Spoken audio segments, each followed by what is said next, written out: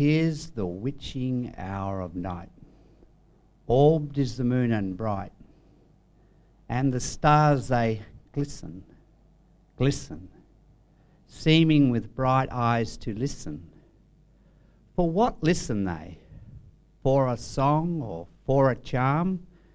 You see they glisten in alarm. And the moon is waxing warm to hear what I shall say. Moon, keep wide thy golden ears. Hearken, stars, and hearken, spheres. Hearken, thou eternal sky. I sing an infant's lullaby, a pretty lullaby. Listen, listen, listen, listen. Glisten, glisten, glisten, glisten, and hear my lullaby.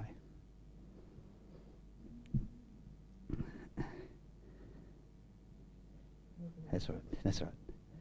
Though the rushes that will make its cradle still are in the lake, though the linen that will make its swath still on the cotton tree, though the woolen that will keep it warm still on the silly sheep, listen, starlight, listen, listen, and hear my lullaby. Child, I see thee, child, I've found thee, midst of the quiet all round thee. Child, I see thee, child, I spy thee, and thy mother sweet is nigh thee. Child, I know thee, child no more, but a poet evermore. See, see the lyre in a flame of fire upon the little cradle's top, flaring, flaring, flaring, past the eyesight sparing. Awake it from its sleep, and see if it can keep its eyes upon the blaze. Amaze, amaze. It stares, it stares, it stares. It dares what no one dares. It lifts its little hand into the flame, unharmed and on the strings, paddles a little tune and sings, with dumb endeavour sweetly, barred art thou completely. Little child of the western wild, barred art thou completely. Sweetly with dumb endeavour, a poet now or never. Little child of the western wild, a poet now or never. Okay, so who was Darwin?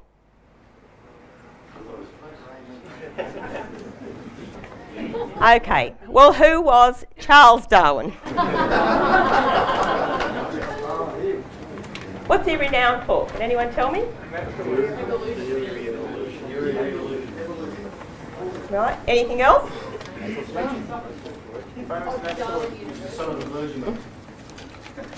Okay. Survival of the fittest, okay, so we've got evolution, survival of the fittest. Anything else? The opposite to creation. As in the 7-day creation theory. Okay. Well, Darwin himself repeatedly emphasised that the spark for his entire so-called theory of evolution was provided by Thomas Malthus, as he confessed in the introduction to his 1859 book, The Origin of Species, whose full name title is The Origin of Species by Means of Natural Selection, or the Preservation of Favoured Races in the Struggle for Life. I happened to read, for amusement, Malthus on population, and being well prepared to appreciate the struggle for existence, it at once struck me that the struggle for existence amongst all organic beings inevitably follows from the high geometrical ratio of their increase. As many more individuals of each species are born than can possibly survive, and as, consequently, there is a frequently recurring struggle for existence, it follows that any being, if it vary however slightly in any manner profitable to itself, will have a better chance of surviving, and thus be naturally selected. Natural selection causes much extinction of the less improved forms of life and leads to what I have called divergence of character. That is, new forms, the formation of new species. Darwin said this again and again, and everyone knows it, that Malthus served as his chief inspiration. And what did Darwin's hero, the oh-so-Reverend Thomas Malthus, propose to do about overpopulation among human beings? All children who are born beyond what would be required to keep up the population to a desired level must necessarily perish, unless room be made for them by the death of grown persons. Therefore, we should facilitate, instead of foolishly and vainly endeavouring to impede, the operations of nature in producing this mortality. And if we dread the too frequent visitation of the horrid form of famine, we should sedulously encourage the other forms of destruction, which we compel nature to use. Instead of recommending cleanliness to the poor, we should encourage contrary habits. In our towns, we should make the streets narrower, crowd more people into the houses, and court the return of the plague. In the country, we should build our villages near stagnant pools, and particularly encourage settlement in all marshy and unwholesome situations. But above all, we should reprobate specific remedies for ravaging diseases, and restrain those benevolent but much mistaken men who have thought they are doing a service to mankind by protecting schemes for the total extirpation of particular disorders. The British oligarchy had made Malthus a great hero already by the middle of the 19th century, so Darwin knew precisely what Malthus had argued. But to situate the importance of this Malthus-Darwin duo, let's listen to what H.G. Wells, from 1866 to 1946, that was when he lived, had to say in his 1903 book, Anticipations, upon which he said the entire rest of his life's work was based. And Wells, at the very centre of the British Imperial priesthood, he was a co-founder with Bertrand Russell of the Fabian Society, a fierce advocate of eugenics, like Russell and the rest of the Fabians, and a co-inventor with Julian Huxley and a couple of others of the modern cult of environmentalism. In the first chapter of Wells's book, entitled Locomotion, he lamented about the American Revolution, that the American Revolution had unleashed, in particular, how railroads, quote, had changed the intellectual life of the world. As you will hear in more depth from Gabby tomorrow, Lincoln's victory over the British in the US Civil War of 1861 to 65 had unleashed an astonishing growth of nation-states around the world, who copied the American system methods of public credit, intercontinental railroads, the advocacy of science and technology, and the creation of a literate citizenry. Along with the rapidly growing United States, these developments gave rise to powerful new nation-states in Germany, Russia, Japan, and elsewhere, and a surging growth in world population. All of this was a strategic threat to the British maritime world empire, and the British responded by unleashing World War I and proposing to mass murder entire sections of the world's population in the new doctrine of eugenics. In his book, Wells exulted that the influence of Malthus and Darwin by the end of the 19th century had virtually destroyed Christianity.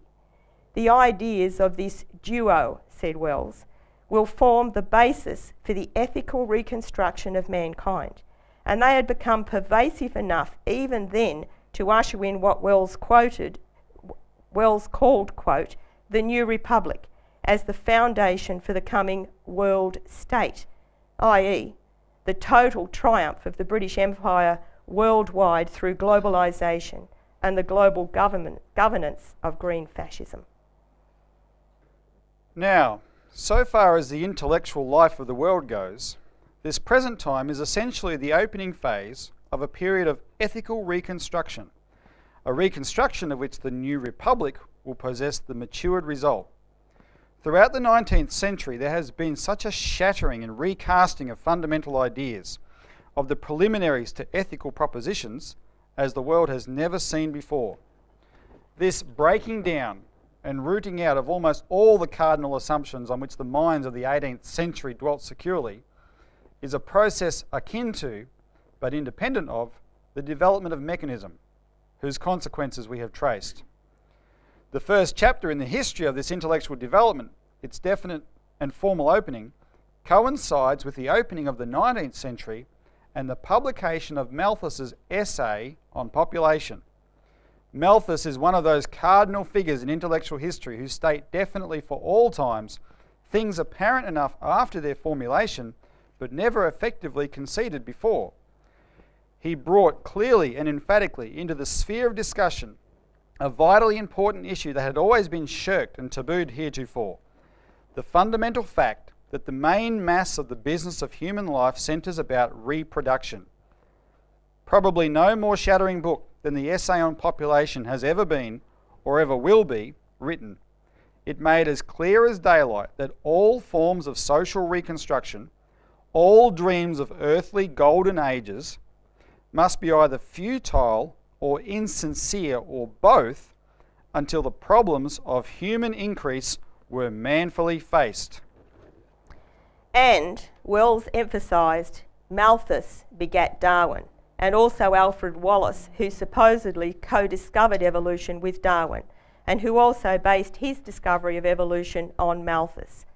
Malthus's work awakened almost simultaneously in the minds of Darwin and Wallace that train of thought that found expression and demonstration at last in the theory of natural selection. As that theory has been more and more thoroughly assimilated and understood by the general mind, it has destroyed, quietly but entirely, the belief in human equality which is implicit in all the liberalising movements of the world. It has become apparent that whole masses of human population are, as a whole, inferior in their claim upon the future to other masses, that they cannot be given opportunities or trusted with power as the superior peoples are trusted. Mankind was not created imago viva Dei, Wells crowed, but has always been part of nature, and therefore Christianity is merely a myth. And as effectually has the mass of criticism that centres about Darwin destroyed the dogma of the fall upon which the whole fabric of Christianity rests. For without a fall there is no redemption, forgiveness, and the whole theory and meaning of the Pauline system is in vain. But all of this was not just an accidental result of Darwin's value-free scientific work, but is why Darwinism was created in the first place.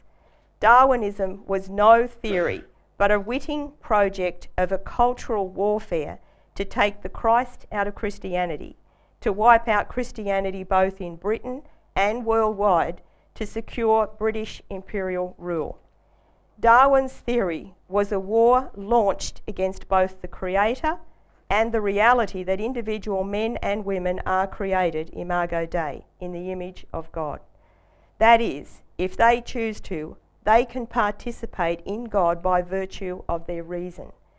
With England still dominated by the Anglican Church, Darwin's new theory would hit like a bombshell, and he knew it. He wrote in his private notebooks that his creed of evolution was like confessing a murder. After all, he was killing God, and that's exactly how he saw it.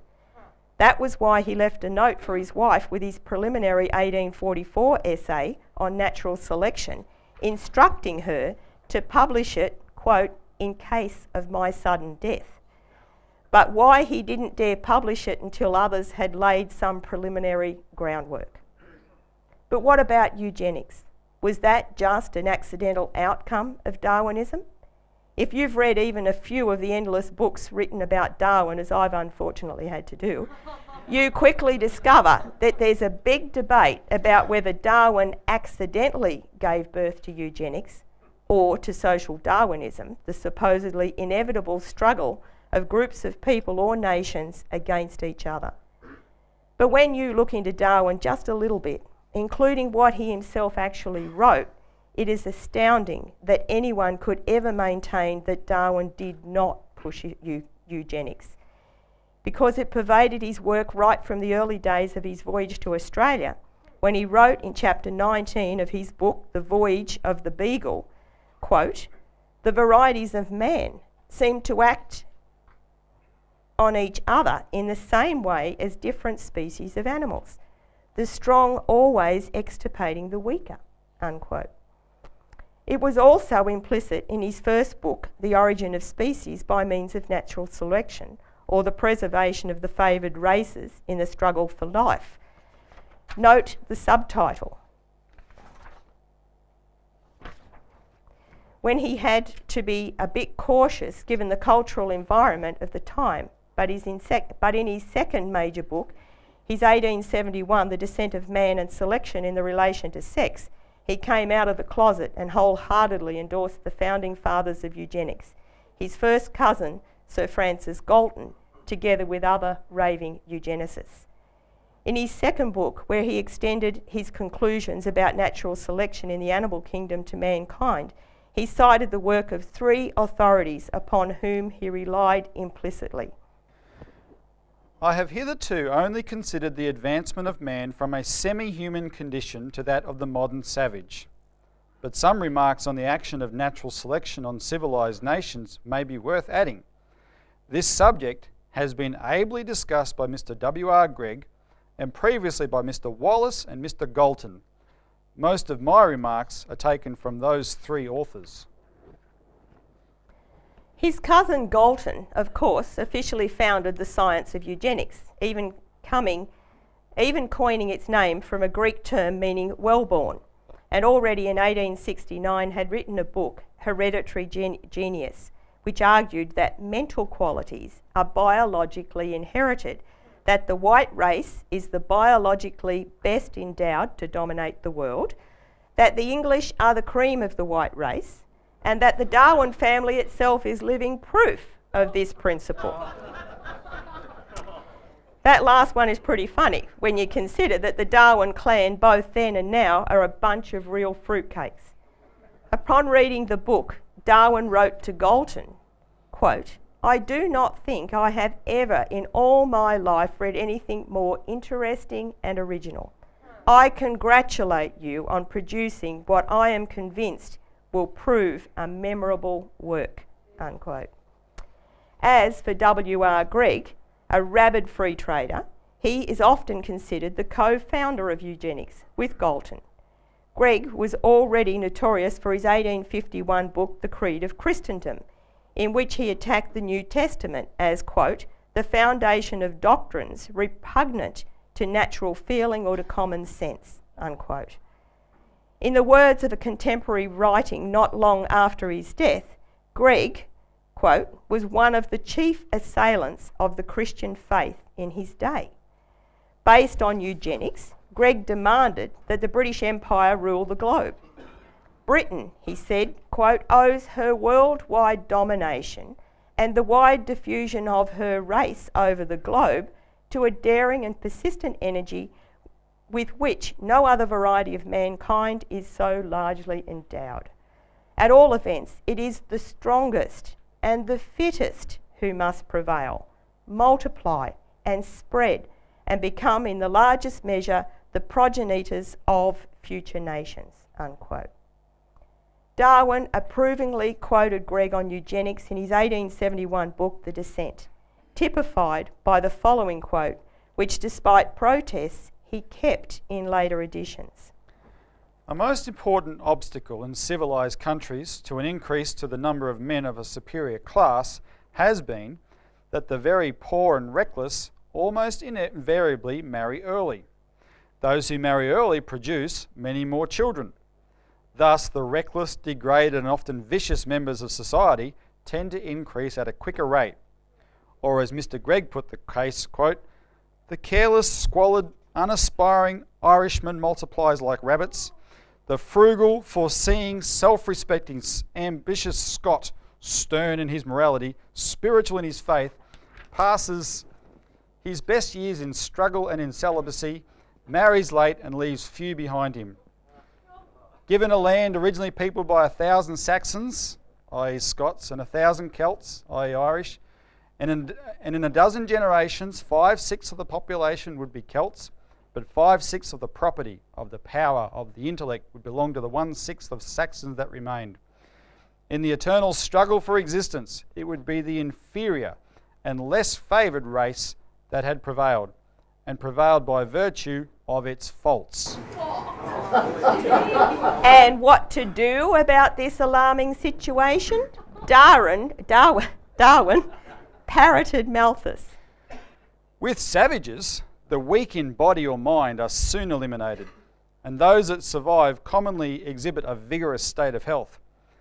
We civilised men, on the other hand, do our utmost to check the process of elimination.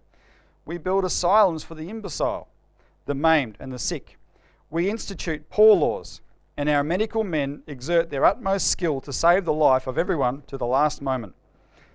There is reason to believe that vaccination has preserved thousands who from a weak constitution would formerly have succumbed to smallpox. Thus, the weak members of civilised societies propagate their kind. No one who has attended to the breeding of domestic animals will doubt that this must be highly injurious to the race of man. It is surprising how soon a want of care, or care wrongly directed, leads to the degeneration of a domestic race. But excepting in the case of man himself, hardly anyone is so ignorant as to allow his worst animals to breed. Darwin also lauded other measures to limit the population.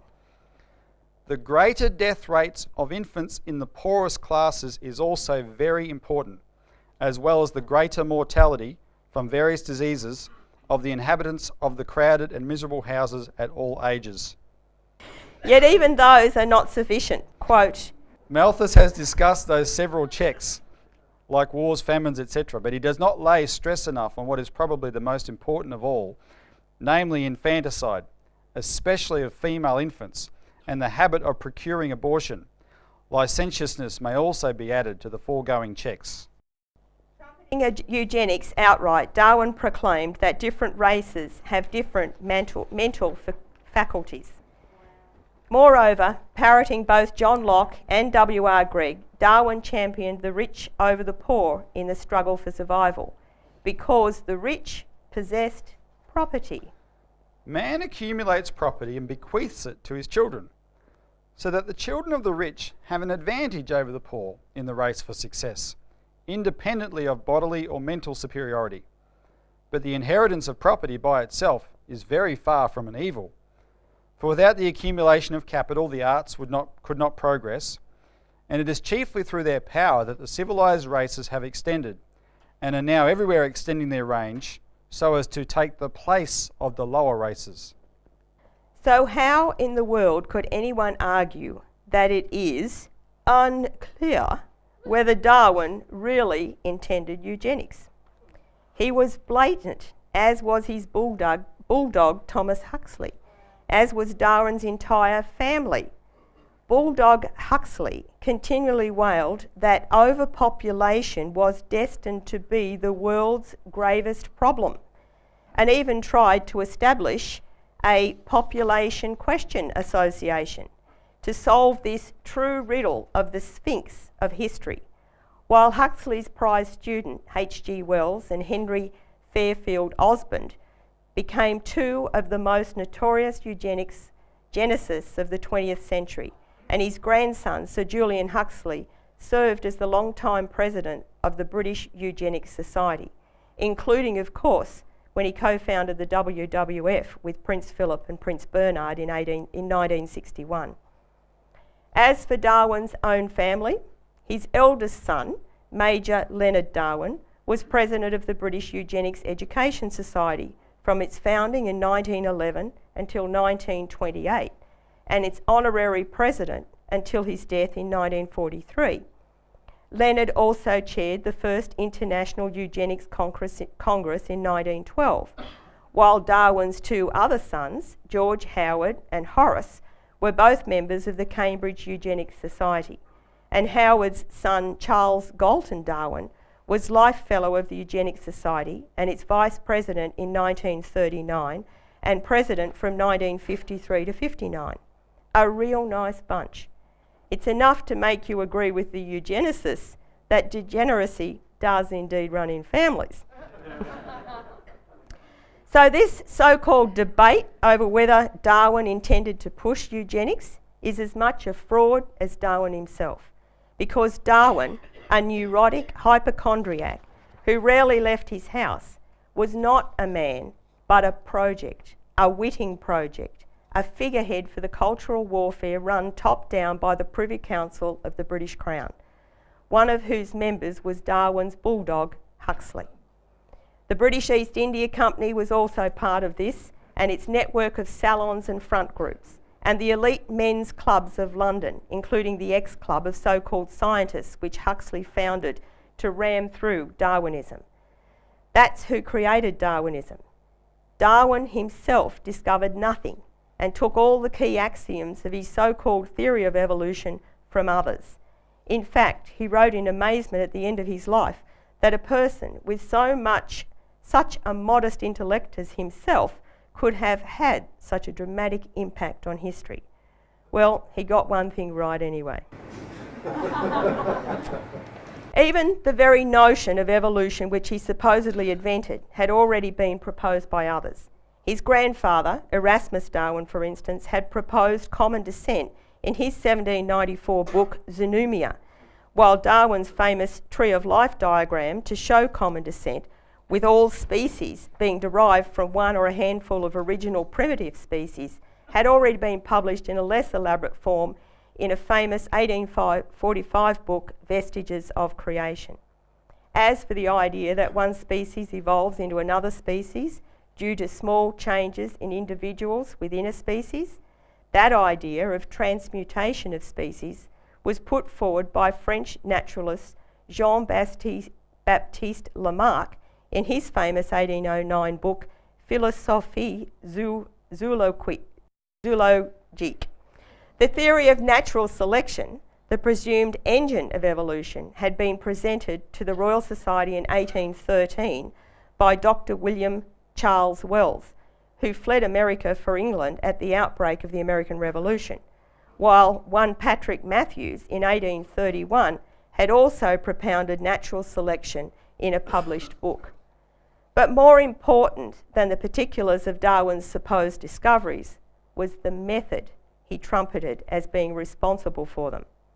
This was the real issue for the oligarchy, for whom Darwin's family served as intellectual hired hands.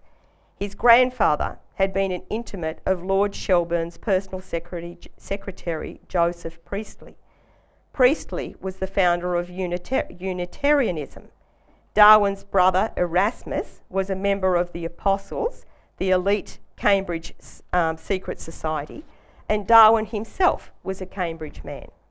In fact, since it was known that The Origin would be an explosive book in mid-19th century England, it was issued under protection of the Master of Trinity College, who was cited at the top of the very first page, followed by a quote from the granddaddy of English empiricism, Sir Francis Bacon, with Darwin himself proclaiming of his masterpiece, quote, "I worked upon the true principles of Baconian induction," unquote.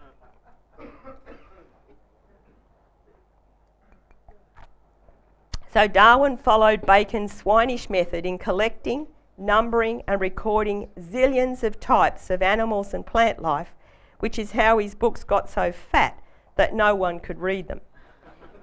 His method of drawing conclusions for a bunch of facts without looking at the causality which generated those facts has been the fundamental for the social engineering of sciences and society up until the present. Think about statistical analysis and computer-generated modelling today. And it was this method which all those who created the Darwin myth wittingly propagated, on the one hand to try to destroy the methods of real physical science, which you will hear more about tomorrow, in favour of mathematics and statistics, and, on the other hand, to just obliterate Christianity. In fact, Darwin and all his co-conspirators called themselves members of the great Liberal Party of the 19th century, which crusaded openly to wipe out Christianity worldwide, including even such small shards of it as still existed in Britain itself at the time. You have heard Lynn repeatedly and rightfully denounce liberalism as the cultural pus which is rotting society away today, which threatens to plunge the world into the worst dark age in the entire known history of mankind. Darwinism is a key episode in how that anti-human doctrine of liberalism was created in the first place. But to really understand where liberalism came from and to locate the emergence of Darwinism in the process of universal history, let's step back for a moment to 1782, to the British Imperial response to the world-shaking triumph of the American Revolution.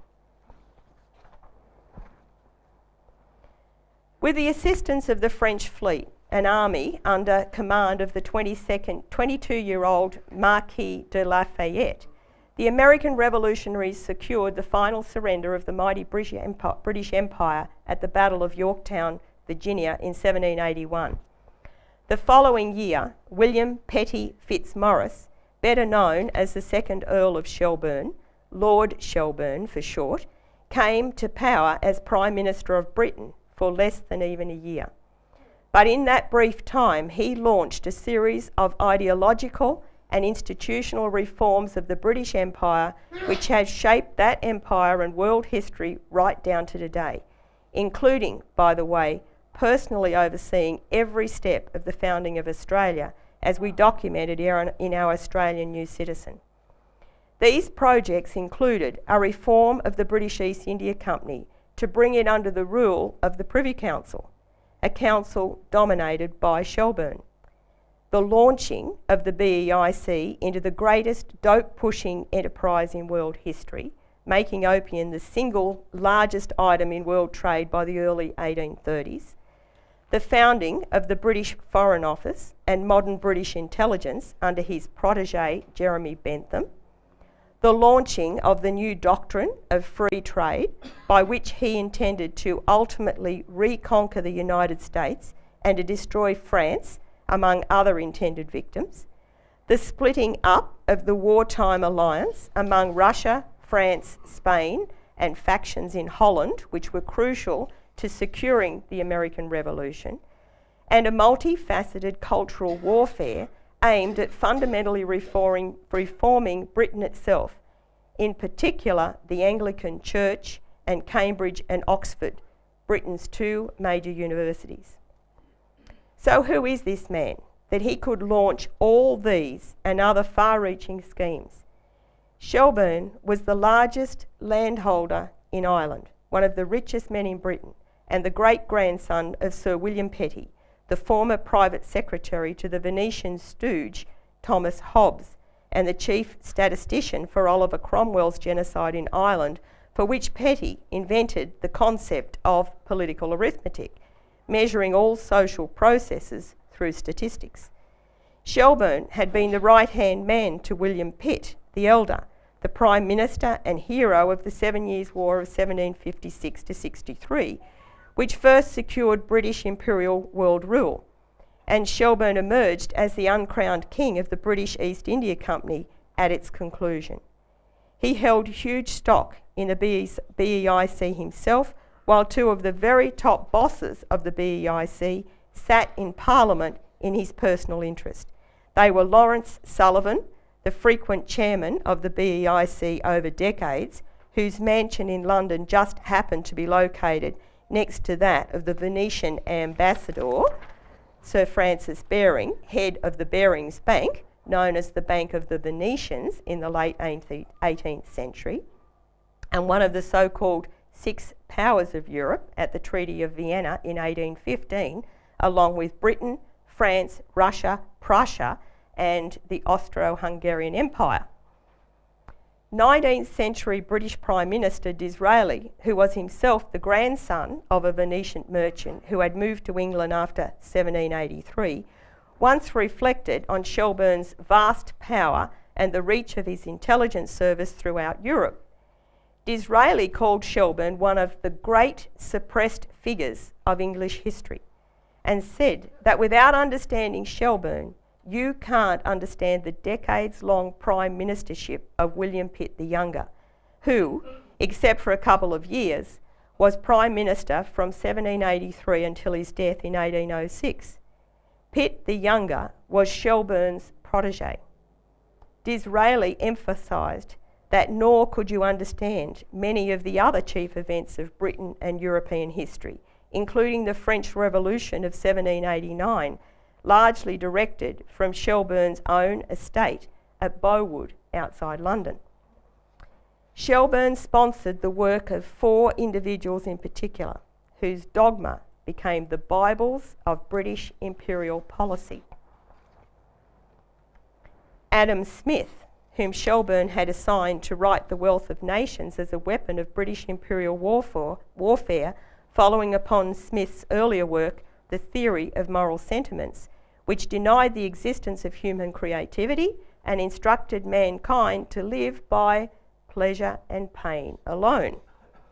Edward Gibbon, who wrote The Decline and Fall of the Roman Empire to determine why the glorious Roman Empire had ultimately failed, so that the British Empire would rule forever.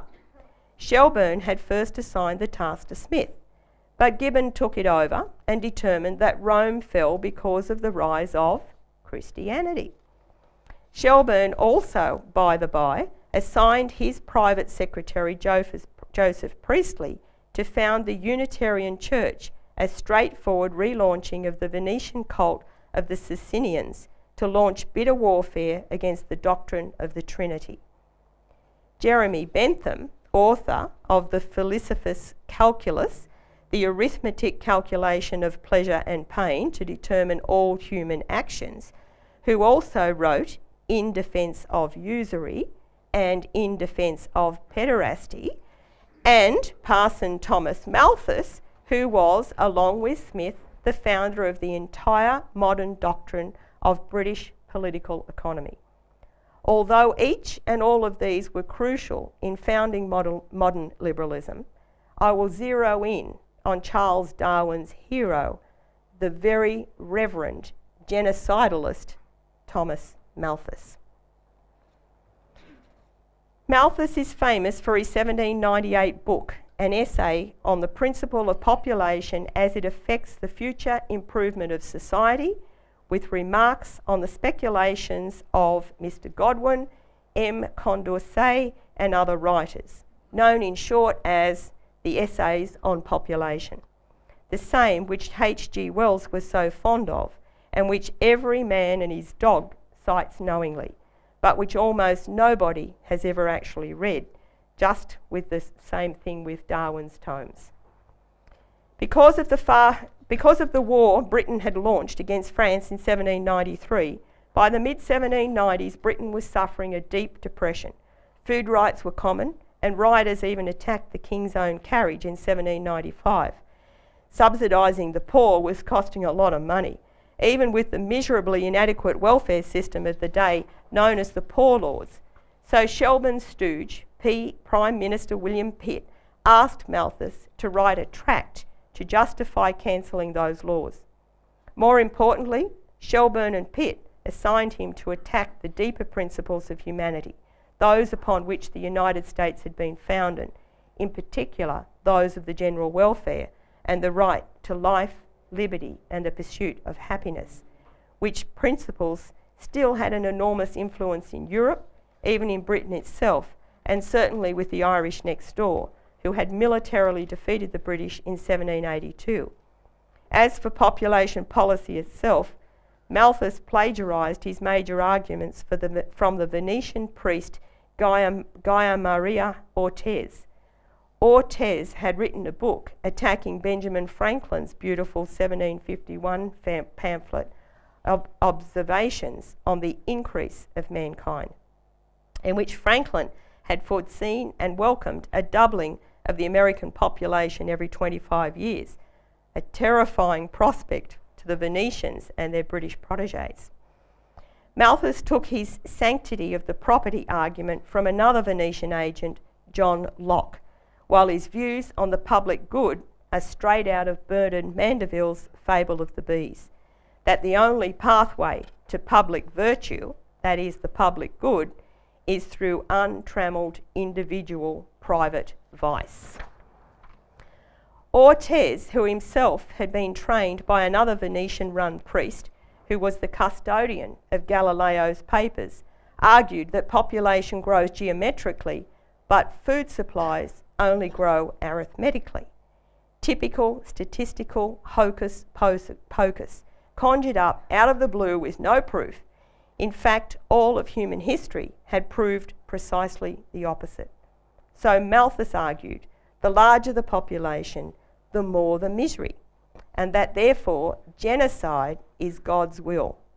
Copying Ortez, Malthus wrote, population, when unchecked, increases in a geometrical ratio.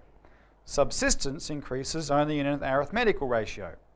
This implies a strong and constantly operating check on population from the difficulty of subsistence. This difficulty must fall somewhere and must necessarily be severely felt by a large portion of mankind. Or to jazz the matter up in scientific seeming statistics.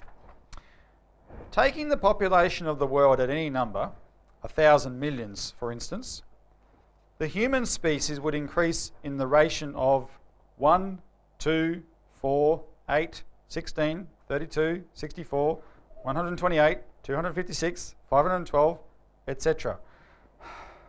And subsistence as 1, 2, 3, 4, 5, 6, 7, 8, 9, 10, etc. In 2 centuries and a quarter, the population would be to the means of subsistence as 512 to 10. In 3 centuries, as 4,096 to 13. And in 2,000 years, the difference would be almost incalculable, though the produce in that time would have increased to an immense extent. Fortunately, the, quote, difficulty of subsistence would kill a lot of people and keep the population in check. The rest of Malthus's essay was like Ortez's original, one long rant against the physical, economic and moral principles of the young American Republic, in which providing for the general welfare can only be obtained through a productive physical economic policy based on infrastructure building and industry, driven by technological and scientific progress. These policies raise living standards, eliminate poverty, disease and want, and elevate the minds of the people as the population grows. Malthus particularly attacked manufacturing, which Franklin had championed in his 1751 essay, claiming it helped nothing since all wealth comes from the land. In fact, he claimed that, quote, the principal causes of the increase of pauperism included the increase of the manufacturing system and of its labour force. Malthus attacked the principle of the general welfare, which he termed benevolence, as a sham. The substitution of benevolence as the master spring and moving principle of society instead of self-love, it is a consummation devoutly to be wished. The whole is little better than a dream, a beautiful phantom of the imagination. These gorgeous palaces of happiness and immortality, these solemn temples of truth and virtue will dissolve like the basest fabric of a vision when we awaken to real life and contemplate the true and genuine situation of man on earth. And perhaps plagiarising Adam Smith, who likely also took his essential ideas from Ortez, he snorted. Benevolence indeed, as the great and constant source of action, would require the most perfect knowledge of causes and effects, and therefore can only be the attribute of the deity. In a being so short-sighted as man, it would lead into the grossest errors, and soon transformed the fair and cultivated soil of civilised society into a dreary scene of want and confusion. Instead of the general welfare, Malthus protested, it is to the established administration of property and to the apparently narrow principle of self-love that we are indebted for all the noblest exertions of human genius, all the finer and more delicate emotions of the soul, for everything. Indeed, that distinguishes the civilised from the savage state. As for these finer and more delicate emotions of the soul, he wrote, Locke, if I recollect, says that the endeavour to avoid pain rather than the pursuit of pleasure is the great stimulus to action in life. It is by this exertion, these stimulants, that mind is formed. If Locke's idea be just, and there is great reason to think that it is, evil seems to be necessary to create exertion, and exertion seems evidently necessary to create mind. Malthus basically claimed that the human soul is material, composed of matter, but that it could answer no good purpose to enter into the question whether mind be a distinct substance from matter or only a finer form of it. The question is, perhaps, after all, a question merely of words. It cannot appear inconsistent either with reason or revelation to suppose that God is constantly occupied in forming mind out of matter, and that the various impressions that man receives through life is the process for that purpose. The impressions and excitements of this world are the instruments with which the Supreme Being forms matter into mind. here you have the typical refrain of the oligarchy, that everything in the universe, including life and the creative powers of mind, emerge from the abiotic, what they claim to be dead matter. Malthus's essay went through some 20 editions, but the very Reverend Malthus caught a lot of flack for his clear endorsement in his first edition of Bernard Mandeville, the early 18th century degenerate Dutch stooge of Venice. Mandeville had shamelessly advocated for the safety of the powerful, which he said depended on the maximum cheapness and brutalisation of their subjects. The surest wealth consists in a multitude of laborious poor. To make the society happy, it is requisite that great numbers should be ignorant as well as poor. Going to school in comparison to working is idleness. Men who are to remain and end their days in a laborious, tiresome and painful station of life, the sooner they are put upon it at first, the more patiently they'll submit to it forever after. For Mandeville's view of mankind, he said, the best policy is to preserve men in their native simplicity. Strive not to increase their numbers. Let them never be acquainted with strangers or superfluities, but remove and keep them from everything that might raise their desires or improve their understanding. So in his finest tone of moral outrage, the parson protested in the second edition of his essay, let me not be supposed to give the slightest sanction to the system of morals inculcated in the fable of the bees, a system which I consider absolutely false and directly contrary to the just definition of virtue. And for all his noble effort, guess what? Malthus was rewarded for promoting mass starvation by being appointed, quote, the first professor in political economy in the history of the British Empire at the newly established Haileybury College, where he taught the systematic practice of genocide to the staff of the British East India Company for the next 30 years, and who went out and applied it. They went out and applied it in India, among other places.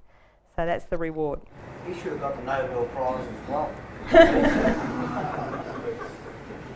So these were the wittingly evil origins of Darwin's origin. This moral dimension aside, all of Darwin's supposed scientific work per se had been discredited even before he issued it, such that the British establishment did not dare publish it before a truly great scientific thinker and naturalist, Alexander von Humboldt, had been laid to rest in 1859. Alexander and his brother Wilhelm were students of the École Polytechnique, with a grounding in Republican, scientific and technological thought. Lyndon LaRouche referenced Alexander in his recent paper, What Happened to Us? What is Our Constitution?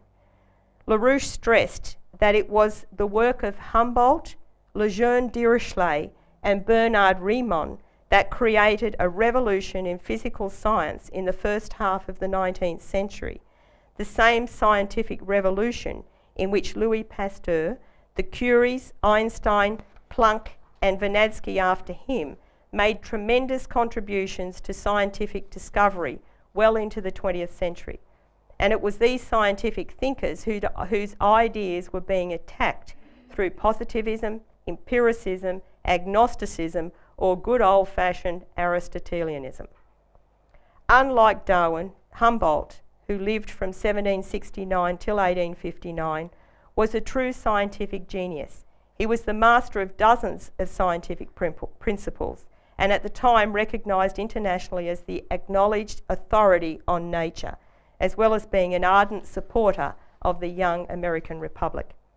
Humboldt's 1848 masterwork, Cosmos, a sketch of the physical description of the world, demonstrated that, quote, nature considered rationally, that is to say, submitted to the process of thought, is a unity in diversity of phenomena, a harmony, blending together all created things, however dissimilar in form and attributes, one great whole animated by the breath of life.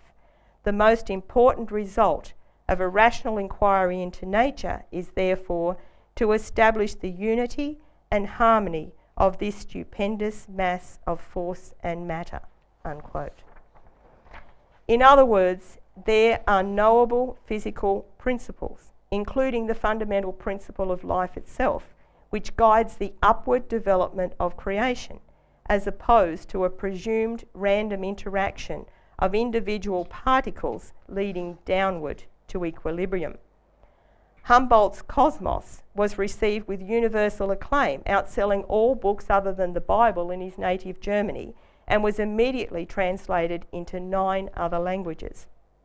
For Alexander, the laws of the sphere of intellect, of the creative human soul, are of a higher order than those of nature, the latter only characterised by a progressive development of vegetable and animal life on the globe. Foreshadowing the work of the basement team today, Humboldt wrote, quote, communion with nature awakens within us perspective faculties that had long lain dormant, and we thus comprehend at a single glance the influence exercised by physical discoveries on the enlargement of the sphere of intellect, and perceive how a judicious application of mechanics, chemistry and other sciences may be made conducive to national prosperity. It is with nations as with nature, which according to a happy expression of Goethe, knows no pause in progress and development and attaches her curse on all inaction. The propagation of an earnest and sound knowledge of science can therefore alone avert the dangers of which I have spoken. Man cannot act upon nature or appropriate her forces to his own use without comprehending their full extent and having an intimate acquaintance with the laws of the physical world. The knowledge that results from the free action of thought is at once the delight and the indestructible prerogative of man, unquote. Humboldt concluded his famous masterpiece with the following words, emphasising that mind ruled nature. From the remotest nebulae and from the revolving double stars, we have descended to the minutest organisms of animal creation, whether manifested in the depths of ocean or on the surface of our globe, and to the delicate vegetable germs which clothe the naked declivity of the ice-crowned mountain summit. And here we have been able to arrange these phenomena according to partially known laws. But other laws of a more mysterious nature rule the higher spheres of the organic world, in which is comprised the human species in all its varied conformation, its creative intellectual power, and the language to which it has given existence. A physical delineation of nature terminates at the point where the sphere of intellect begins, and a new world of mind is opened to our view." Unquote. Whilst Humboldt's intention was to elevate mankind to seek out, understand and participate in the creative laws governing the universe, the Darwin project intended to deny mankind's knowledge of any such universal principles, along with any notion of a creative God. It wasn't just the idea of who man is that they were attacking. They intended to overturn the very way people thought about virtually everything connected to reality. If successful, their method would degrade the sciences of theology, philosophy, biology and physics, and if applied to society, and in particular to economics, would establish liberalism as the new God. That is, freedom to do as one pleases, to cheat and steal at will, because that's how God made nature, and man is just part of nature.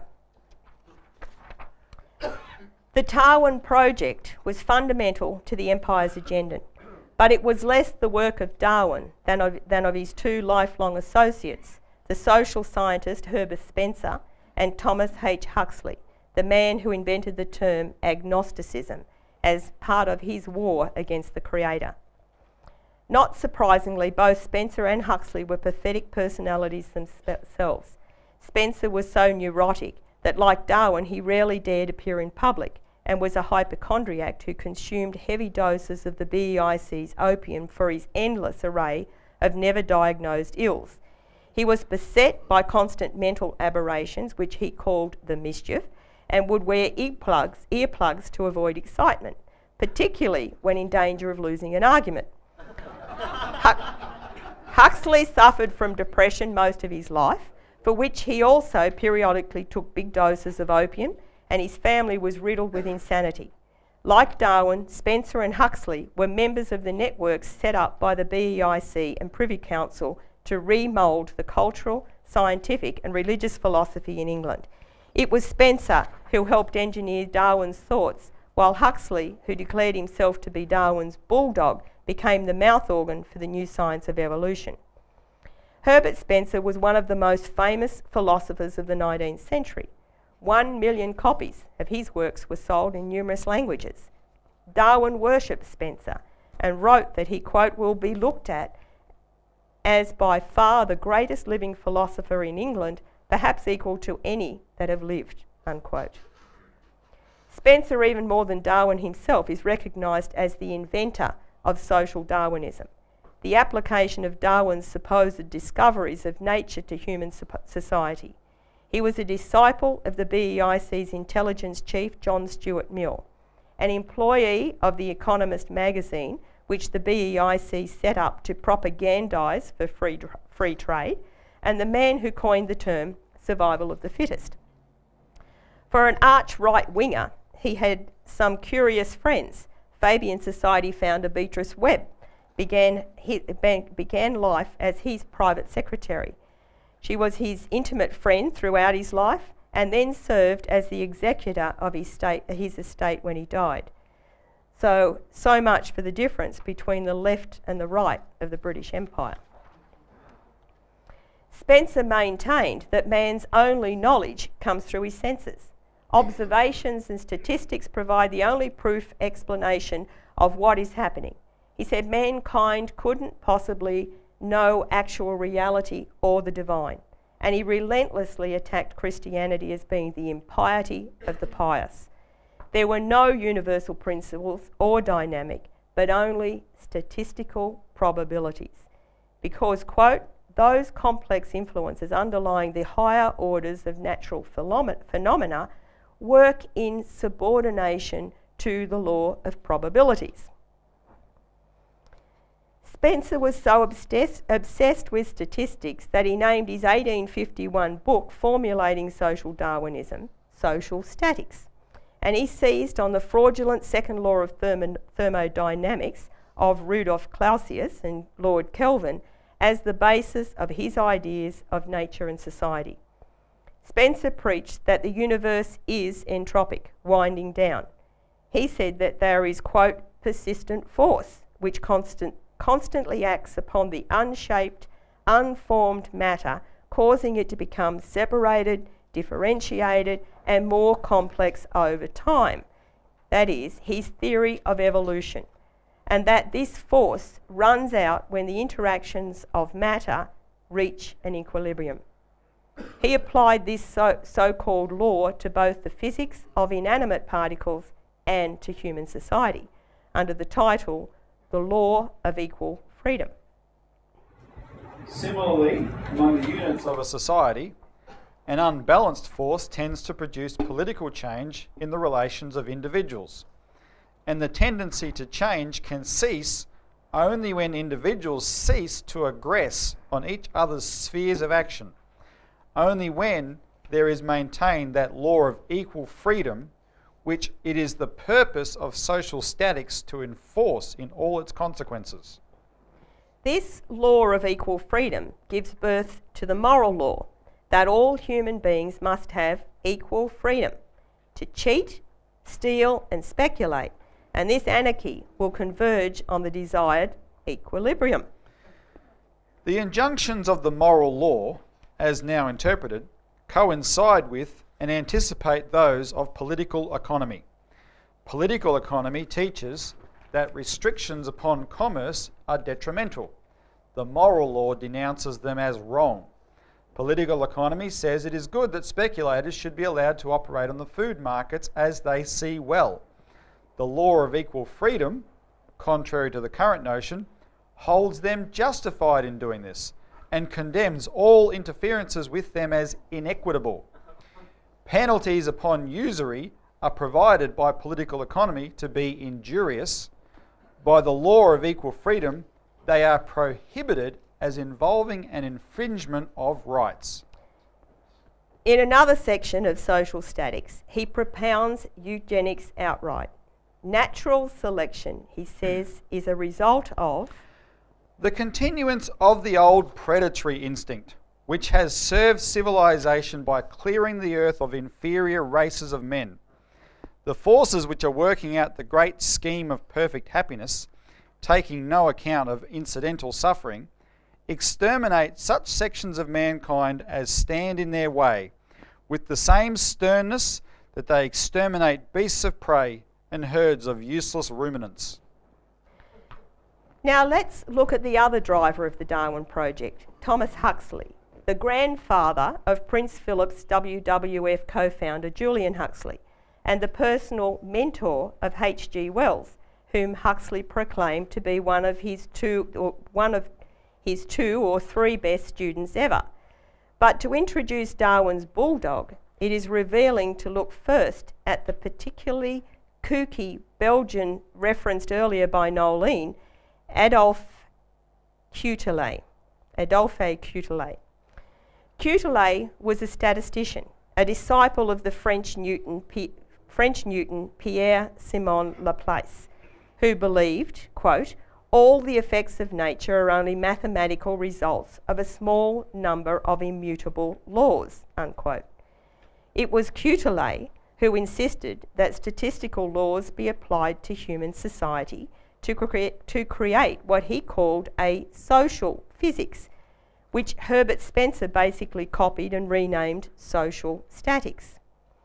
Quetelet's method was to make ceaseless measurements of the human body to determine what he called the average man, as well as social measurements such as rates of crime, births and deaths, marriages and suicides, to predict statistical trends for society as a whole. In his book, Quetelet extensively quoted Malthus, And in fact, it is most likely that that is how Darwin, who owned Quetelet's book, happened to open Malthus for amusement in the first place, triggering his so-called discovery of evolution. And it was well known already at the time that Darwin applied Quetelet's statistical method to species evolution in exactly the same way Maxwell used it for gases, to cover up the inability to find the cause of individual changes by statistically predicting the probabilities of overall changes. Cambridge apostle James Clerk Maxwell relied on Quetelet as well. He tried to use Newton's mechanics to work out the actual physical behaviour of individual molecules of gases, but finally gave up, declaring it to be impossible, and then used Quetelet's statistics to calculate probabilities, which became the basis for the second law of thermodynamics. Darwin's cousin Francis Galton, who was Darwin's advisor on statistics, was in regular contact with Quetelet and used his statistical methods as the basis of his new science called eugenics. As one recent author observed, Darwin's cousin Galton saw that a natural selection was basically a statistical theory. Natural variation within a species could be tamed by Quetelet's error law. Galton's investigation of the statistical distribution of human features and behaviour led him to conclude that there was better and there was worse, that such a distribution implied that men are not all of equal value as social units, equally capable of voting and the rest. It was then but a short step to the idea of selective breeding to improve the distribution, as he argued in his Hereditary Genius 1869. Galton's insistence on the new need for statistics to study in studies of inheritance led him to establish the central mathematical basis of biometrics, the measurement of biological variation, unquote. In fact, it is well known that some of the pioneering work in statistical theory in the 20th century was done by rabid eugenicists, originally looking, like Galton, for statistical patterns in large populations. Quetelet's method also led directly to one of the most infamous criminal scandals of 19th century Britain. Robert Knox, a famous Edinburgh anatomist, was influenced by Quetelet's idea that anatomical features such as the size and the shape of the brain determined moral behaviour. So he performed dissections on human corpses to prove this science of, quote, moral anatomy. The supply of corpses in Edinburgh couldn't keep up with Knox's quest. However, so he deployed his assistant to buy bodies of two locals, a William Burke and William Hare. Now, Burke and Hare cut corners and simply grabbed people off the street and murdered them to sell for dissection. They were eventually charged with the murders of at least 16 people and became so notorious that even today, to burke someone means to kill them. Knox's assistant, Thomas Wharton Jones, was fittingly enough the teacher of Thomas Huxley. Lyndon LaRouche often says that statistics leads to mass murder. Thomas Huxley was made a Fellow of the Royal Society at just 25, and at 26 a member of its ruling council. Later on, his Royal Society sponsors got him inducted into the Privy Council, the ruling body of the empire. Since Charles Darwin virtually never spoke in public, Huxley became his mouthpiece, his proclaimed bulldog. Huxley is portrayed as a deep thinker and rationalist who was committed to overthrowing the superstitions of Christianity in favour of a commitment to pure science. In reality, he was the opposite, a lifelong crusader against Christianity and against actual scientific method. He rampaged against Mosaic Judaism and Christianity and true Christians such as St. Thomas Aquinas in hundreds of pages of writings, in favour of the world outlook and the sense certainty derived formal logic of William of Ockham and the nominalists. Based explicitly on Ockham's two truths doctrine, he even invented the term agnosticism, which said, while God may exist, that cannot be proven by logic. On the other hand, it can't be strictly proven that he doesn't exist. So I don't take a position on the matter. So that's real sophistry, either way, right?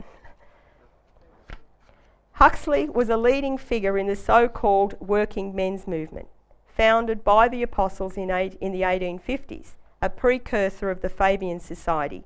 They founded a couple of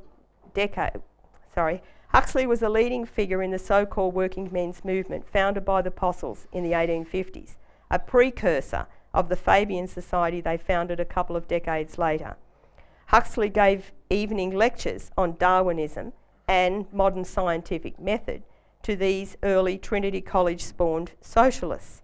His actual affection for the masses is captured in the following quote, "The great mass of mankind have neither the liking nor the aptitude for either literacy or scientific or artistic pursuits, nor indeed for the excellence of any sort.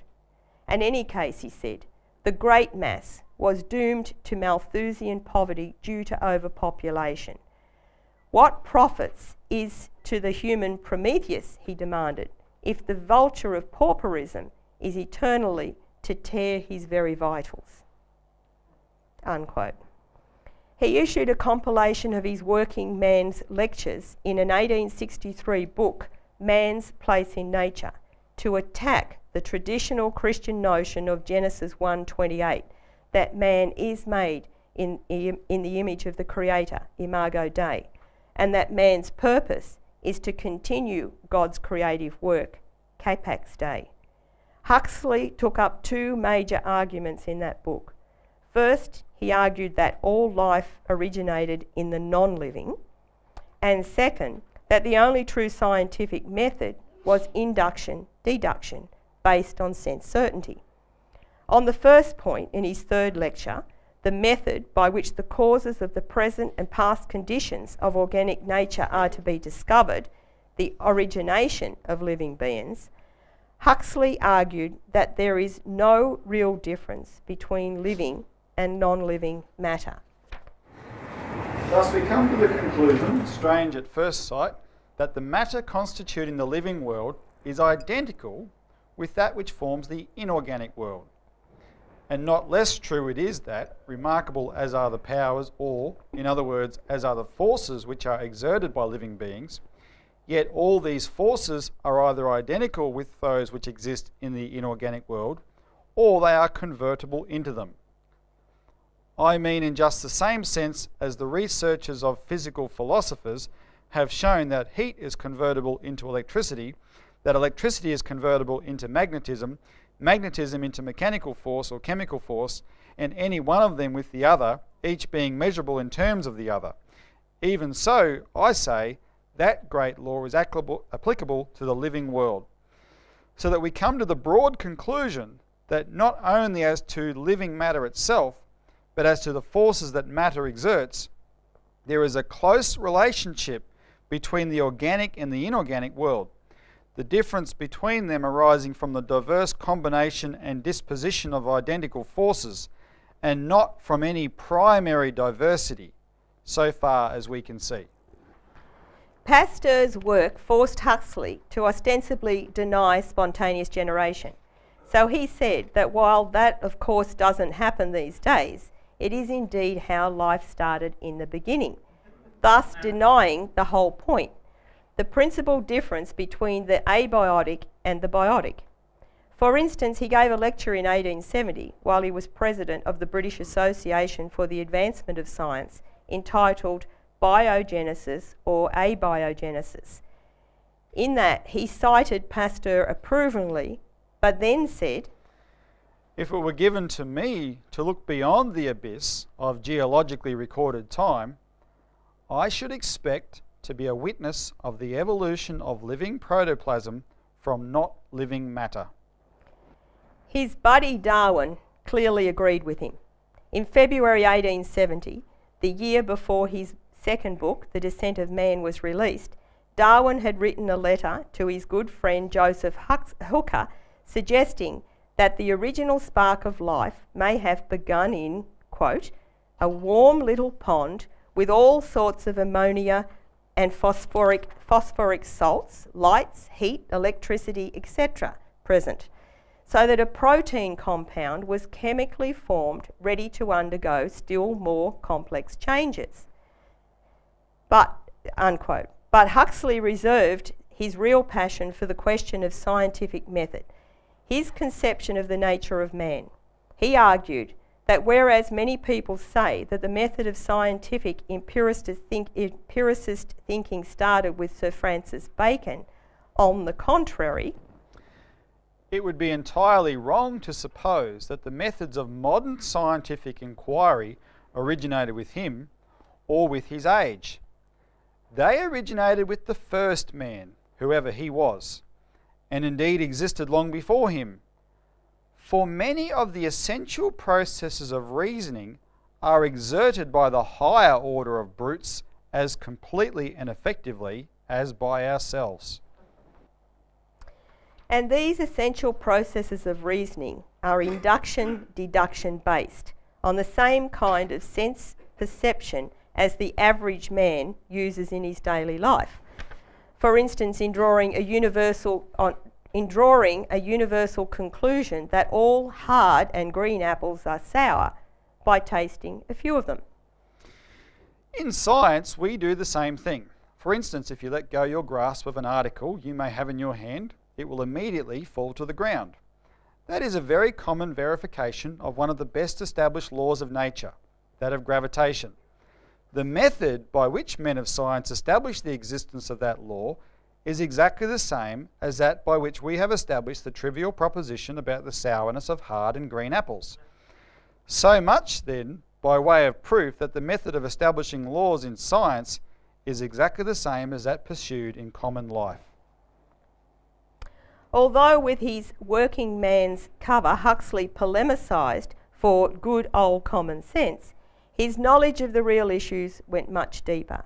For instance, he launched a tirade in the pages of the widely read 19th Century magazine in April 1887, entitled Scientific and Pseudo-Scientific Realism, where he denounced the men of the Renaissance, and foremost of whom was Cusa, of course, for rejecting Occam and the nominalists. We follow the evil example set us by almost all the men of the Renaissance in pouring scorn upon the work of our immediate spiritual forefathers, the schoolmen of the Middle Ages, i.e. Occam and his followers such as the 14th century Oxford calculators. That goal for the schoolmen, as for us, is the settlement of the question how far the universe is the manifestation of a rational order. In other words, how far logical deduction from indisputable premises will account for that which has happened and does happen. That was the object of scholasticism, and so far as I am aware, the object of modern science may be expressed in the same terms. He is terrified that he and his fellow logical positivists have not yet wiped out the Platonic method and winds on. Consider, for example, the controversy of the realists and the nominalists. Has it now a merely antiquarian interest? Has nominalism, in any of its codifications, completely won the day that realism may be regarded as dead and buried without hope of resurrection? Many people seem to think so, but it appears to me that without taking Catholic philosophy into consideration, one has not to look about far to find that realism is still to the fore and extremely lively. He then rants against the reality of universals, physical principles, as being causal, and defends his lifelong war against them. It is the use of the word law as if it denoted a thing, as if a law of nature, as science understands it, were a being endowed with certain powers, in virtue of which the phenomena expressed by that law are brought about. All I wish to remark is that such a conception of the nature of laws has nothing to do with modern science. It is scholastic realism. The essence of such realism is that it maintains the objective existence of universals. But on the contrary, he says, the tenacity of the wonderful fallacy that the laws of nature are agents instead of being, as they really are, a mere record of experience upon which we base our interpretations of that which does happen and our anticipation of that which will happen, is an interesting psychological fact, and would be unintelligible if the tendency of the human mind towards realism was less strong. Even at the present day, and in the writings of men who would at once repudiate scholastic realism in any form, law is often inadvertently employed in the sense of cause. In fact, the habitual use of the word law in the sense of an active thing is almost a mark of pseudoscience. It characterises the writings of those who have appropriated the forms of science without knowing anything of its substance. As for myself, I seem to have unconsciously emulated William of Ockham, inasmuch as almost the first public discourse I ever ventured upon dealt with animal individuality, and its tendency was to fight the nominalist battle, i.e. defend the nominalists, even in that quarter. In his 1894 essay, Hume, which helps to the study of Berkeley, he again spews hatred for creativity and Platonic ideas. The Platonic philosophy is probably the grandest example of the unscientific use of the imagination extant, and it would be hard to estimate the amount of detriment to clear thinking it has caused. Indeed, in face of the ignominious fate which always befalls those who attempt to get at the secrets of nature or the rules of conduct by the high a priori road, Platonism and its modern progeny show themselves to be, at best, splendid follies. But the big block to science he spewed was the irrationality of Mosaic Judaism and Christianity. I had set out on a journey with no other purpose than that of exploring a certain province of natural knowledge. I strayed no hair's breadth from that course which it was my right and duty to pursue. And yet I found that whatever route I took, before long, I came to a tall and formidable-looking fence. Confident as I might be in the existence of an ancient and indefeasible right-of-way, before me stood the thorny barrier with its commentary notice board. No thoroughfare, by order, Moses. The pretensions of the ecclesiastical Moses to exercise a control over the operations of the reasoning faculty in the search after truth 30 centuries after his age. Moreover, he asserted, the further back the origin of the Gospels is dated, the stronger does the certainty of this conclusion of irrationality as the core of Christianity grow. And the more difficult it becomes to suppose that Jesus himself may not have shared the superstitious beliefs of his disciples. well, Huxley had at least one prominent ally on his side in this war of Darwinism against Christianity, one of the most famous politicians in history, who said, "The law of selection justifies the incessant struggle by allowing the survival of the fittest.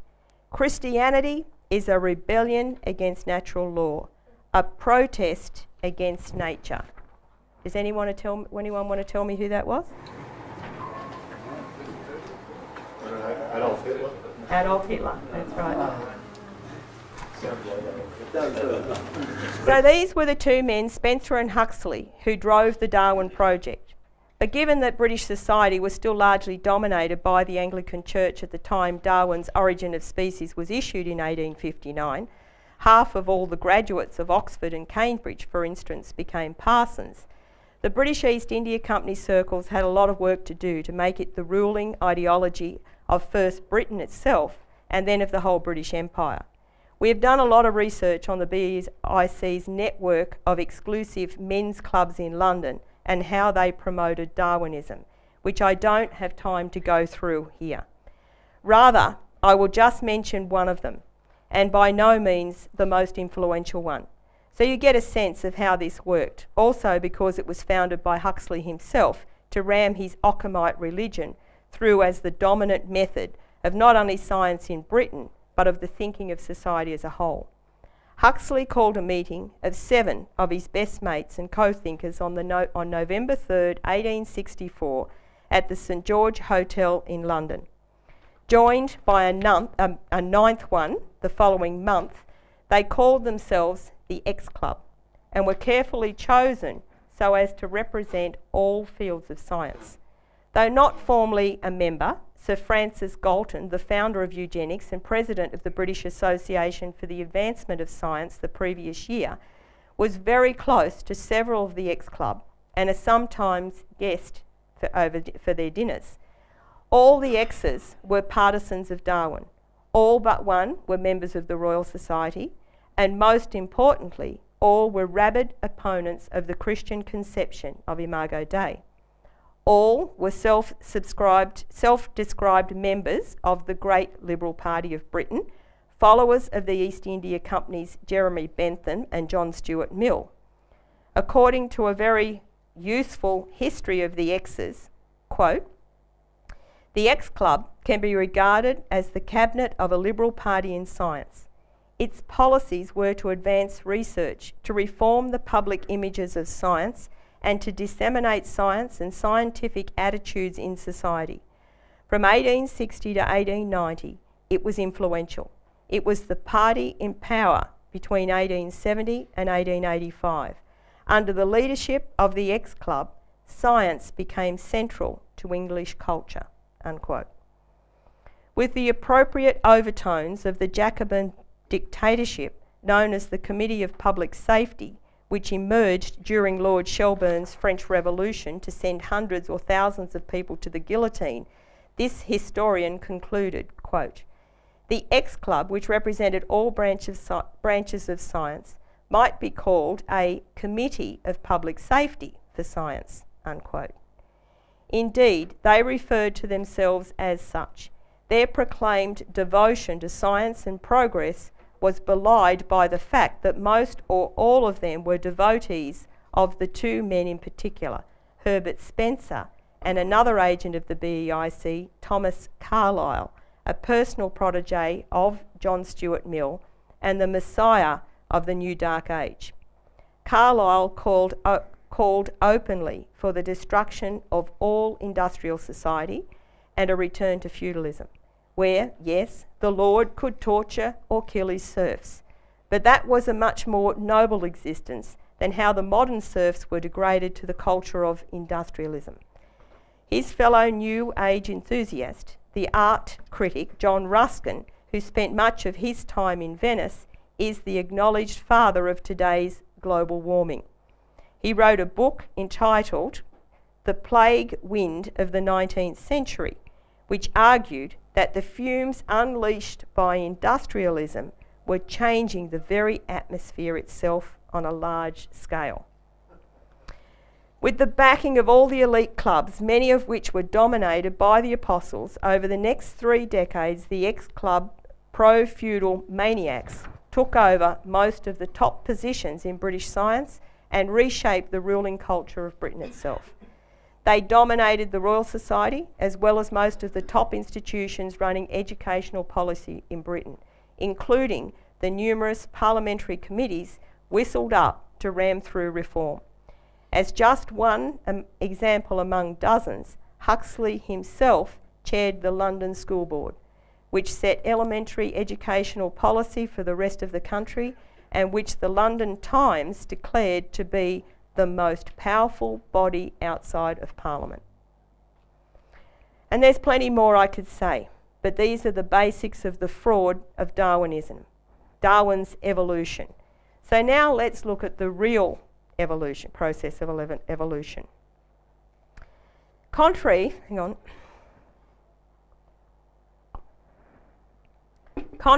to the Darwinian kooks, the universe is not a bunch of random particles that somehow bring about order.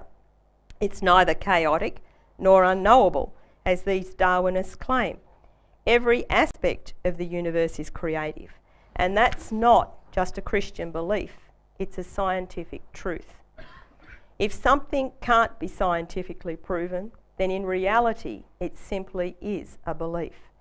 And that's why we have so many kook religions, including environmentalism, which chooses to believe something they can't prove rather than look for the truth. We may not have all the answers yet, but what we can prove is that the principle of creativity governs the anti-entropic progress of the universe. And it's that process that's reflected in everything that makes up the universe. From the abiotic to the biotic to the noetic. The universe and everything in it is creative. If you look at the fossil evidence of species and changes in their morphological characteristics over time, what's evident is that the universe is nothing but an endless progression of change, a series of interconnected cycles of change which all reflect an upward process of development. Species come into existence and go out of existence, but each new species has come into existence at a time determined by the universe and for the benefit of the universe. This is completely opposite to the entropic universe is running down Darwinist view. And each new species, as it has come into existence, has been more complex than the species that existed previously. What also discredits the Darwinists is that new species emerged that were unrelated to any other species and appeared on different continents at the same time. For Darwin's theory to be true, there needed to be a link, some relationship connecting the new species to the old. The reason paleontologists aren't able to find these missing links is because there aren't any. This is Darwin's evolutionary tree. I'm summarising the material presented by Sky Shields and Alicia Seratani in the LPAC video Evolutionary Potential, which I urge everyone to watch, as with other basement videos. Each branch of the tree is supposed to represent a species which experiences random mutations causing it to branch out. Now, some of the mutations are naturally selected to become a higher species, which creates a new offshoot from the tree. For Darwin's theory to work, there has to be a link connecting one species to the next. Now, Darwin's theory ran into trouble about 150 years ago with the discovery of the Archaeopteryx. The Darwinists tried to claim this bird-like creature was the missing link between the dinosaurs and the birds. After all, it lived in the Jurassic period with the dinosaurs, and it had dinosaur-like characteristics: a mouth with teeth, a long lizard-like tail, and a skeletal structure that resembled a lizard, but with feathers. So the Darwinists claimed the dinosaurs and this new bird-like creature must be related. Their claims ran into problems in the 1980s when it was realised that there were a number of other lizard-like birds or bird-like dinosaurs called enantiornithes, which all seemed to come from a different lineage than the Archaeopteryx. In fact, there was an explosion of feathered dinosaurs all around the same time, across different continents, which made it impossible for them all to be related. In fact, all species at that time were developing feathers of some sort, but it appears it was some time later before any could actually fly. Standard natural selection explains changes in terms of advantages, but none of their attempts to explain the first feathers make sense. They weren't enough to fly yet, no advantage. There weren't enough to keep the creatures warm, so there was no advantage. And another idea that the plumage made them more attractive as mates is ridiculous. Dinosaurs were reproducing long before feathers became their lingerie. So with the development of feathers and wings over time, the use of forearms seemed to be phased out. At the same time, or perhaps earlier than these feathered creatures were appearing, there were some species that appeared which didn't express the lizard-type characteristics, but were more closely aligned to our current birds. So it seems like a parallel evolution was happening, with two varieties of a similar species popping up around the same period. You can see in this picture the fantail characteristics that were emerging in dinosaurs. Another development in birds that can't be explained by natural selection is magnetoreception, by which birds navigate. So what was the explanation for these massive shifts that occurred all over the world? Did the previous species become extinct, or did they evolve into new species? However it happened, it is clear that some sort of process on the scale of the entire biosphere was determining the need for these shifts. Another example of upshift in the ordering of species was the Cambrian explosion. Suddenly, creatures of all types were developing skeletal systems, and there was no common skeletal factor previously to relate that to. And the chemical structure of the skeletons themselves was so diverse that there wasn't any way of explaining this upshift. For instance, if the skeletons had all been made of calcium, then perhaps their coming into existence could have been explained as a necessity of the biosphere in order to absorb the excessive calcium. But that wasn't the case. The chemical makeup of the skeletons was varied. The only related consistency for these species was that they all expressed the characteristic of a skeletal structure, first externally and eventually internally. Also, around a similar period as the bird diversification, there is evidence of several attempts by reptiles to become mammals. Now, this was a huge upshift in the organisation of species because it was a leap from cold-blooded reptiles to warm-blooded mammals, with other characteristics not seen before, such as the ability to rear live young, the ability to eat plants or animals, varied teeth structures, and a more advanced hearing capability. And it's as though at a certain point it was simply time for this to occur. This mammalian explosion produced all types of mammals, which today fall into three distinct varieties, and not all varieties are present all over the world. For example, we have the pouched marsupials, which are unique to Australia. They don't appear anywhere else in the world. Placental mammals are the most diverse group, with nearly 4,000 species, and they can appear anywhere in the world. The monotreme variety, which produce their young by laying eggs whilst they feed off mother's milk, also appear around the world, but there are only 5 remaining varieties. The marsupials and mammals are quite different. As you know, marsupials carry their young in a pouch and only exist in Australia. Yet both these types of mammals developed saber-tooth variants at the same time.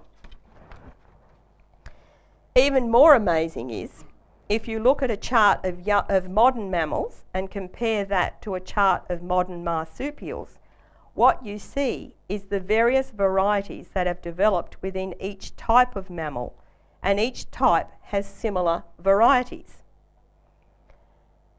As you can see by the chart, there's a placental cat and a marsupial cat. Same for dogs, flying foxes, etc.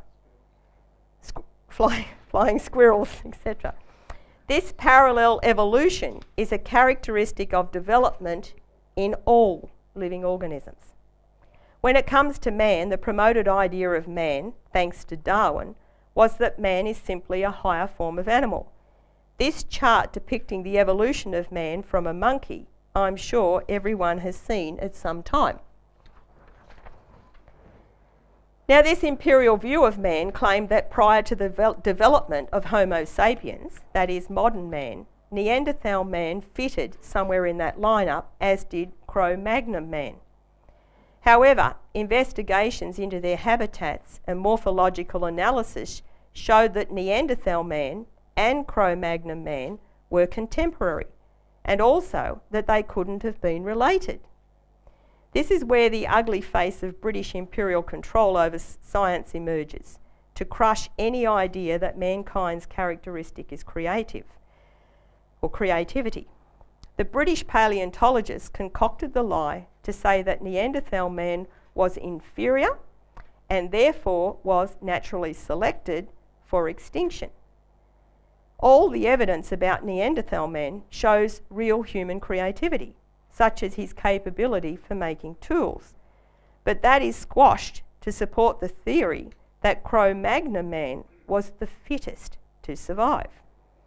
However, in 2010, a genetic analysis showed the possibility that modern man possessed genes from both Cro-Magnon man and Neanderthal man, suggesting that these two seemingly distinct species were capable of being absorbed into one another.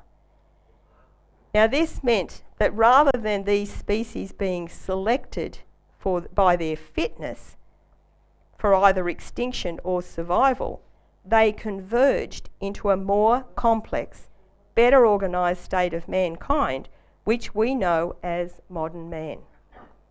Now, it's as if the biosphere determined it was time to produce man, and as happened with birds and other species, its seemingly separate attempts were all successful and converged into modern man. Now, this gets to the question of what is driving creativity. What causes these successive changes in species which reflect the process of the biosphere becoming much more complex? Each progression takes the biosphere to a higher level of complexity or energy flux density. The increased ordering of things increases the overall energy of the universe itself.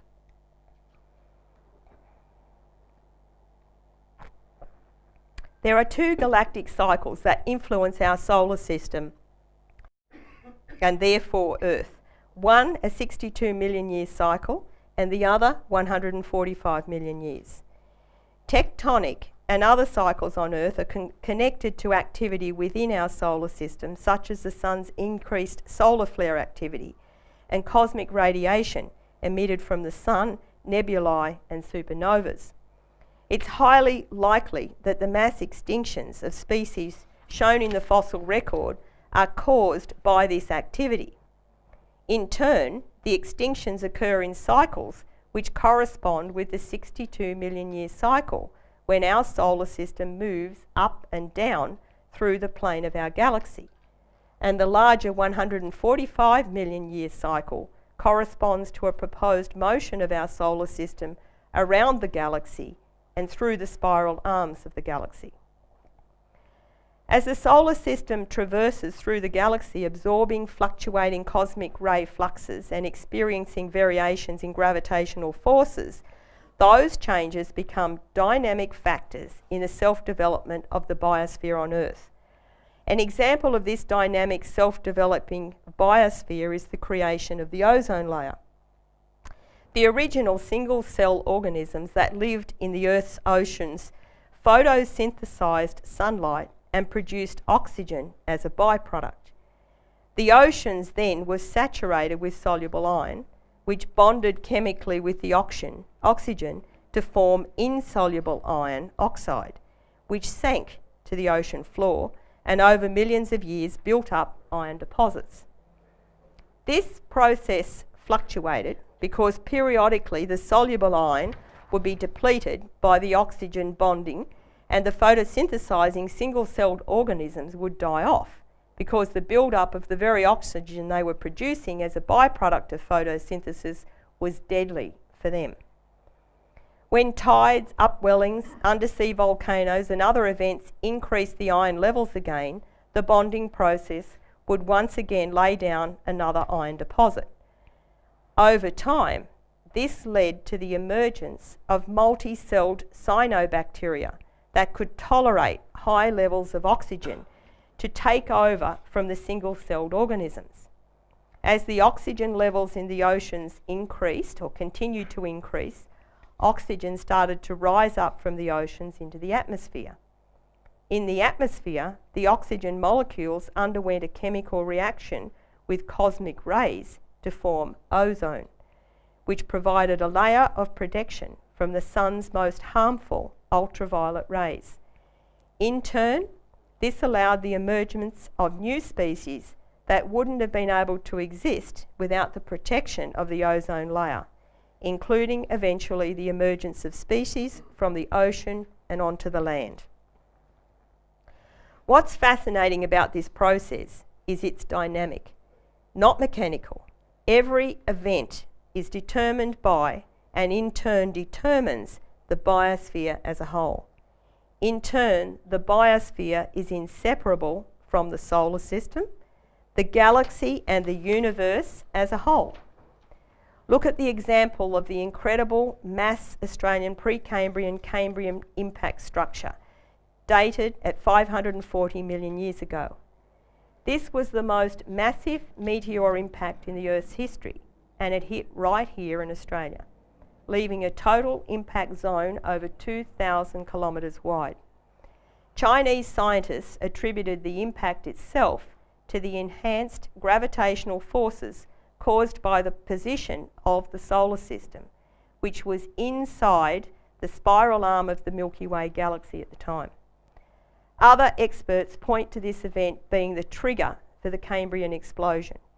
The impact was so great, it melted and showered the Earth with mineral feldspar consisting of potassium, magnesium and calcium. Over the next several million years, these minerals fertilised the then barren continents and the oceans, changing the conditions to allow for an explosion of new life.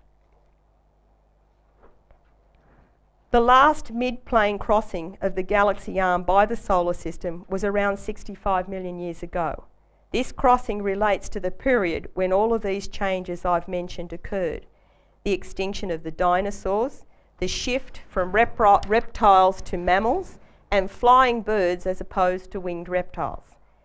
Man as a species, first seen as Homo habilis, better known as tool-making man, only emerged around 3 million years ago.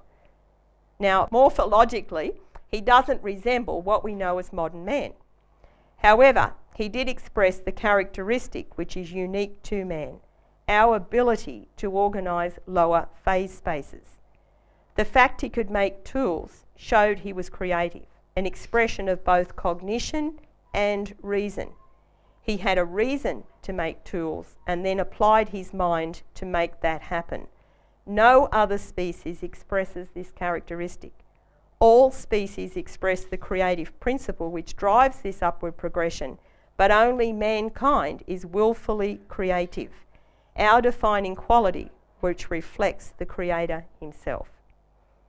What environmentalists choose not to take into account is that this Earth that they profess to care so much about is part of our solar system, which is part of our galaxy, which is a relatively small galaxy amongst the billions of galaxies that make up the universe. Many of the varieties of species in existence today are a result of man's willful creativity to create them, and that's despite the British Liberal brainwashing and looting. However, mankind is at a turning point.